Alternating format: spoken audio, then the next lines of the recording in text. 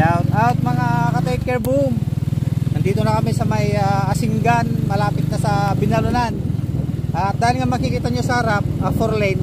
Siyempre doon tayo sa may kwan, sa may shoulder, sa may kanan. Dahil dito titimbangin yung kwan natin, karga natin. Ihinto lang tayo dito sa may gitna para matimbang yung gaano kabigat yung ating karga dito. May kwan sila dito, may sensor timbang sila. Ayan. Okay, tapos na. Ang timbang namin ay kwan, nasa 500 kilos mga ka-take care. Ayan, ngayon palabas na kami dito sa may highway. Kaso madaming kwan, madaming sasakyan. Tignan nyo sa side mirror, ang dami nila oh. Ayan oh. Siyempre kasama natin walang iba kundi si Padre Gibo Karawag.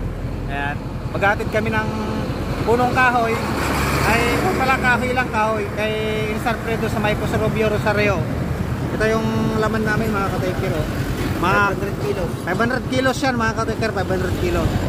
Tapos mamaya ang laman namin naman ay 4 na itlog na piraso. Let's go.